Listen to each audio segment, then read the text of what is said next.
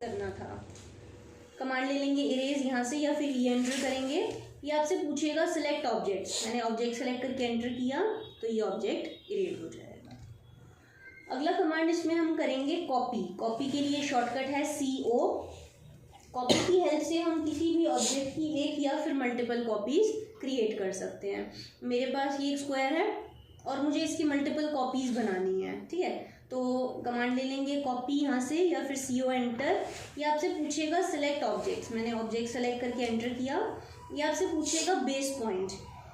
अब जैसे मुझे इसको पिक करना है तो उसके लिए मुझे जैसे मुझे इसकी कॉपी करनी है तो मुझे इसको कहीं से उठाना पड़ेगा, पिक करना पड़ेगा। उसके लिए मुझे बेस पॉइंट की ज़रूरत है। बेस पॉइंट आप कहीं पे भी ले सकते हो, चाहे ऑब्जेक्ट के ऊपर ले लो या फिर आप कहीं पे बाहर ले सकते हो। तो आपने एक बेस पॉइंट लिया।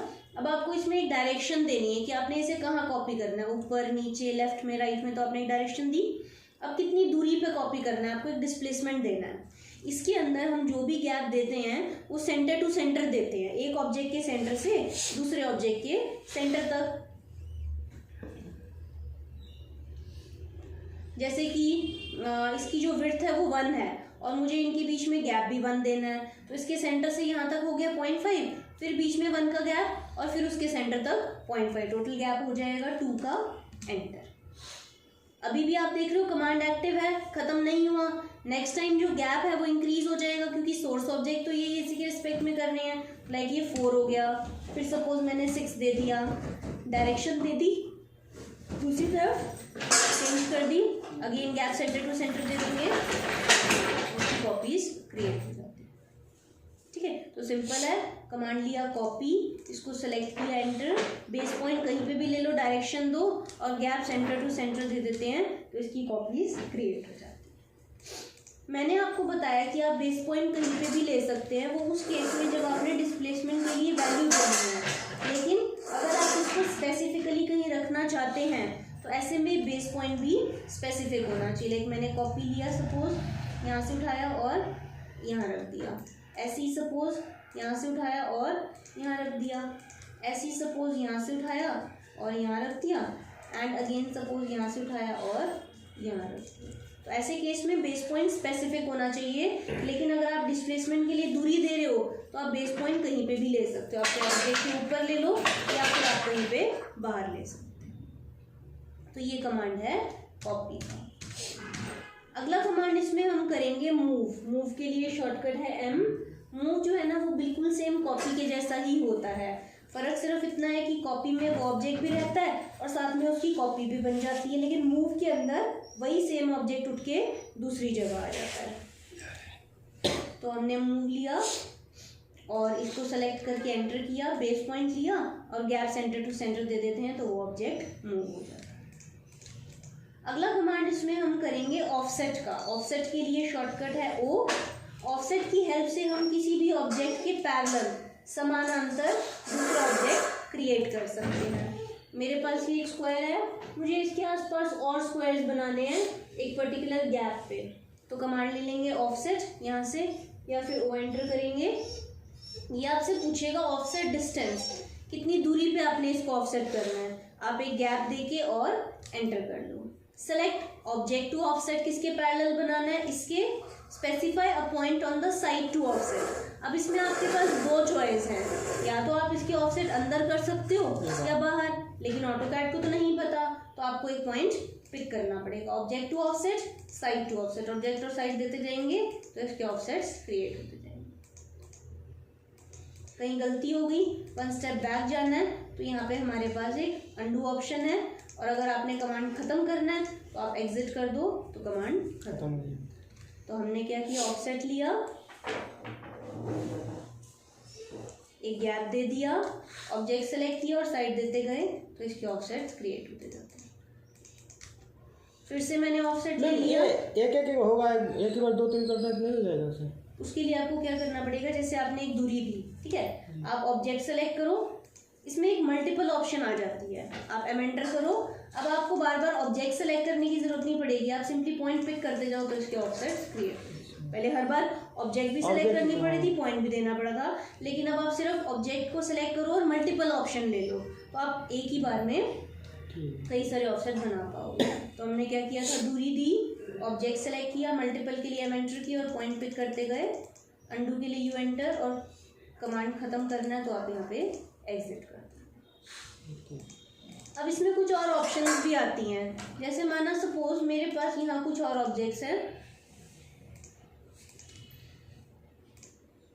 और एक लाइन है, मुझे ये बोला जाए कि आपने इस लाइन के पैरेलल और लाइंस बनानी है इन सर्कल्स की प्रोजेक्शन में, इनके नीचे नीचे, पर मुझे ये नहीं पता कि इनके बीच में गैप कितना है। अगर गैप पता होता तो हम ऑफसेट डिस्टेंस देके कर लेते, लेकिन गैप पता नहीं है।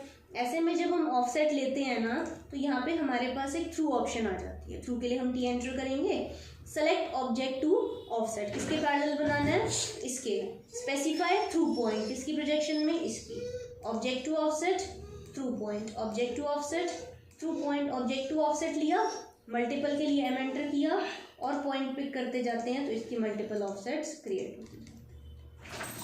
ठीक है, तो मैंने क्या ऑफसेट थ्रू ऑप्शन ले लिया, ऑब्जेक्ट सेलेक्ट कर लो और मल्टीपल के लिए एम एंटर करके और पॉइंट पिक करते जाओ तो इसकी मल्टीपल ऑफसेट्स क्रिएट होती जाएंगी। ये मैडम ये जो थ्रू है ये बार बार क्लिक नहीं करना पड़ेगा उसको ना? नहीं, थ्रू तो बस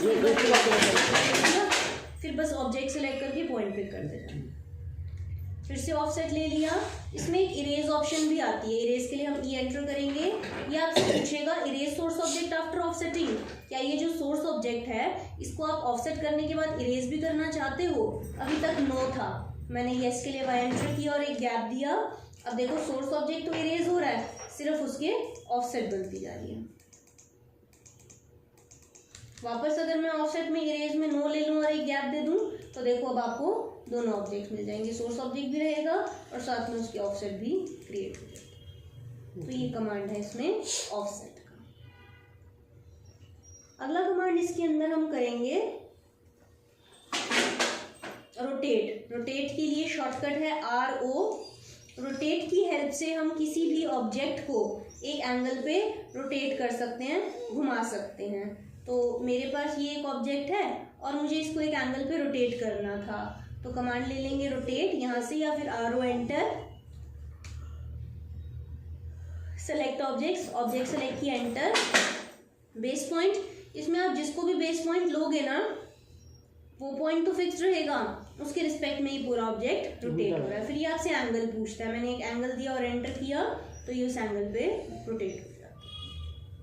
अब इसमें ऑप्शंस भी आती हैं। सपोज मेरे पास ये एक लाइन है, मुझे ये बोला जाए कि आपने इस ऑब्जेक्ट को इतना रोटेट करना है कि इसका जो एंगल है ना वो इस लाइन के एंगल के बराबर हो जाए, लेकिन ना तो मुझे इसका एंगल पता है और ना ही मुझे इसका एंगल पता है, मुझे तो बस ये पता है कि इसको इसके बराबर करना है। तो रोटेट लिया, इसको सेलेक्ट किया एंटर, बेस पॉइंट सपोज मैंने ये ले लिया क्योंकि मुझे इसको इसके बराबर करना था।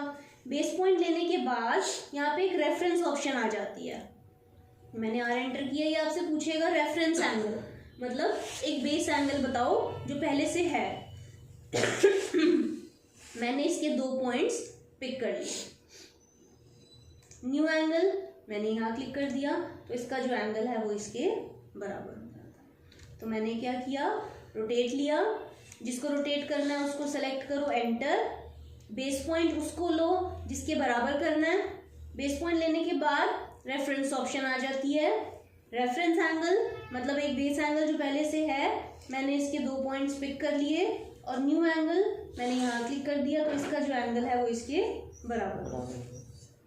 एक इसमें कॉपी भी आता है, रोटेट लिया, इसको सेलेक्ट किया एंटर, बेस पॉइंट, कॉपी के लिए C एंटर और एक वैल्यू देंगे तो अब आपको दोनों ऑब्जेक्ट मिल जाएंगे, सोर्स ऑब्जेक्ट भी रहेगा और साथ में उसकी रोटेटेड कॉपी भी क्रिएट हो जाएगी। तो ये कमांड है रोटेट का। अगला कमांड इसमें हम करेंगे स्केल। स्केल के लिए शॉर्टकट है SC। स्केल की हेल्प से हम किसी भी ऑब्जेक्ट की ओवरऑल वैल्यू इंक्रीज या डिक्रीज कर सकते हैं।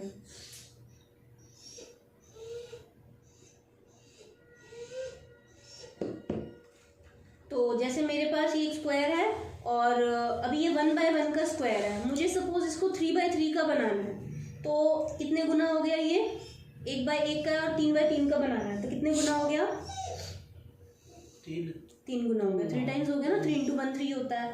तो जैसे कि हमने कमांड लिया स्केल का ये आपसे पूछेगा सिलेक्ट ऑब्जेक्ट्स। मैंने ऑब्जेक्ट को सिलेक्ट किया, एंटर। ये आपसे पूछेगा बेस पॉइंट। मैंने एक बेस पॉइंट, या जिसको भी बेस पॉइंट लोगे ना उसके रिस्पेक्ट में ये स्केल अप या फिर डाउन करेगा, ठीक है। ये आपसे पूछता है स्केल फैक्टर। मैंने सपोज यहाँ पे 3 दे दिया, तो अब ये 3/3 का बन जाएगा। अब इस 3/3 के स्क्वायर को सपोज मुझे 6/6 का बनाना है, तो कितने गुना हो गया? 3 का है और 6 का बनाना है, डबल हो जाएगा उसका। डबल हो गया, 2 गुना हो गया। 2 गुना हो गया। तो स्केल लिया, उसको सेलेक्ट किया, एंटर, बेस पॉइंट और 2 की वैल्यू दे दी, तो ये 6/6 का। मैम ये जो जैसे कॉलम बनाना होता है कोई से भी, जैसे 250/300 का होता है ना, वो कैसे बनता है शॉर्टकट की से? रेक्टेंगल से बन जाएगा वो। रेक्टेंगल एक और बना दीजिए। जैसे आपने रेक्टेंगल लिया, हाँ, कमांड लिया, क्लिक करो, @ जितने का भी बनाना है, सपोज 2/3 का। फिर इसके अंदर हैचिंग फिल कर दो, सॉलिड हैच फिल कर दो इसके अंदर। हैच में जब हम गए थे तो यहाँ पे हमारे पास एक सॉलिड हैच आती है, सॉलिड हैच लेके और इसके अंदर ओके।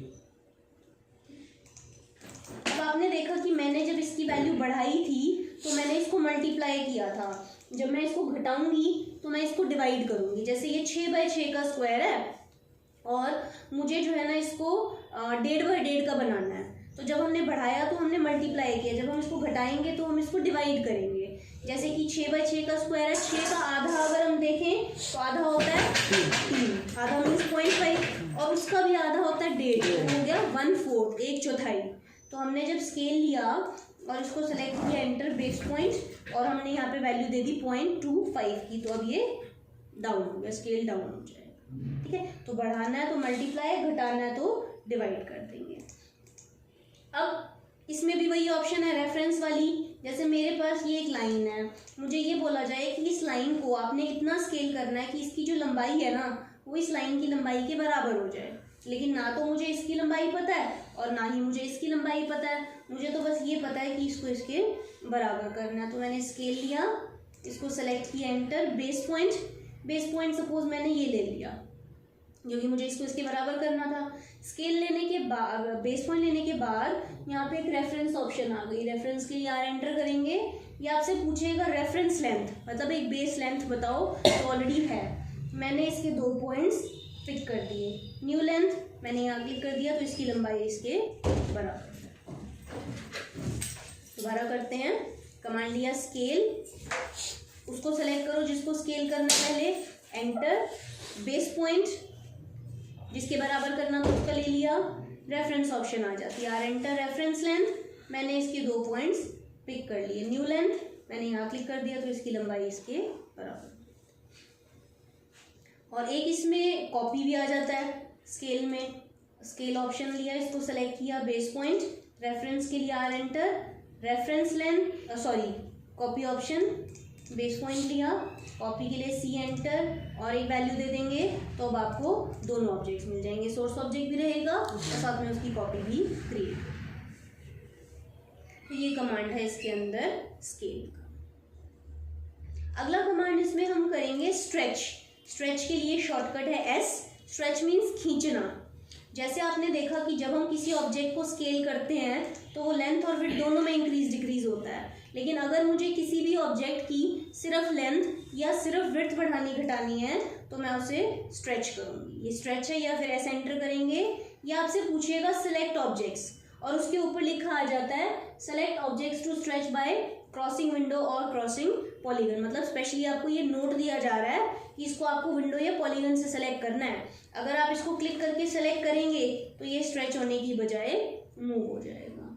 तो हमने स्ट्रेच लिया। अब हम ध्यान से देखें तो ये इसकी लंबाई है और ये इसकी चौड़ाई है। अगर तो मुझे इसकी लंबाई बढ़ानी है तो या तो ये वाली जो साइड है ये जब आगे आ जाएगी तो इसकी लेंथ बढ़ेगी, या फिर ये जो साइड है ये जब आगे आ जाएगी तो इसकी लेंथ बढ़ेगी। विड्थ के केस में या फिर ये साइड आगे जाएगी या फिर ये साइड आगे जाएगी।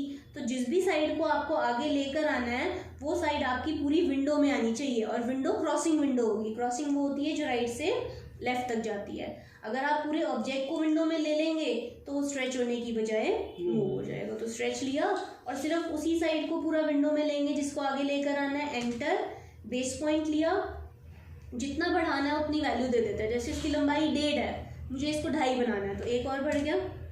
विड्थ बढ़ानी थी तो ये साइड विंडो में ले ली, बेस पॉइंट और एक वैल्यू दे देंगे। कॉर्नर बढ़ाना था तो कॉर्नर विंडो में ले लिया, बेस पॉइंट और एक वैल्यू दे देंगे तो कॉर्नर स्ट्रेच। तो ये कमांड है इसमें स्ट्रेच। अगला कमांड इसमें एक और बताऊंगी आपको, एक्सप्लोड। एक्सप्लोड मीन्स तोड़ना। जैसे मेरे पास ये एक ऑब्जेक्ट है, मैं सेलेक्ट कर रही हूँ तो ये पूरा एक साथ सेलेक्ट हो रहा है, मुझे इसको 4 अलग अलग लाइनों में बांटना है तो मैंने ले लिया एक्सप्लोड यहाँ से, या फिर एक्स एंटर करेंगे, सेलेक्ट ऑब्जेक्ट एंटर, तो देखो 1 2 3 एंड 4 4 अलग अलग लाइनों में ये बढ़ जाएगा। ठीक है मैम इसके अंदर स्पेस देना हो तो है, स्पेस लाइनों के बीच मूव कर लो। वो नहीं, ये जो लाइन ऊपर गई है ना उसमें स्पेस देना हो तो, जैसे 1 के चाहे 2 का स्पेस देना हो तो, तोड़ना होगा अलग अलग तो तोड़ना हो तो उसके लिए फिर ब्रेक है, वो आगे ब्रेक कमांड कराया था मैंने आपको। नहीं, आपने सर कराया था एक बार। हाँ तो ब्रेक से टूट जाता है। जैसे ब्रेक लोगे ना आप यहाँ से, जैसे आपने ब्रेक लिया, इसको सेलेक्ट करो और एक पॉइंट दे दो तो देखो ये टूट जाता है। तो आज मैंने आपको कुछ मॉडिफाई कमांड्स कराए हैं, तो इनको आप ट्राई करके देखो और अपने काम में इनका इस्तेमाल करके देखो, तो आपका काम करना पहले से आसान हो जाए। मैम हमारे लैपटॉप में ये और नीचे वाला जो कमांड दिख रहा है ना, ये हट गया है, ऊपर ऊपर बीच वाला ये जो जिसमें पॉली लाइन है वो दिखता है ना, ये और हट गया है हमारे कमांड में। तो यहाँ से ये ड्राइंग स्टेटस बार है, ये आपका हट गया होगा। अच्छा हाँ, ये नहीं, हमारे में ना एक दूसरा ऑप्शन खुल गया था, उसको काटने के चक्कर में इसको काट दिया हम, तो इसीलिए नहीं मिल रहा था।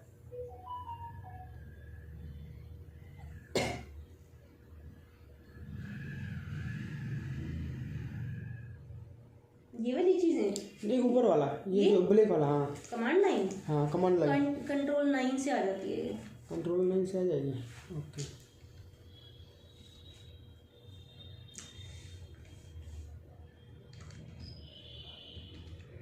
कंट्रोल 9 करोगे ना, हाँ जैसे हट गया, कंट्रोल 9 कर दो। हाँ ऐसे ही होती है, ओके।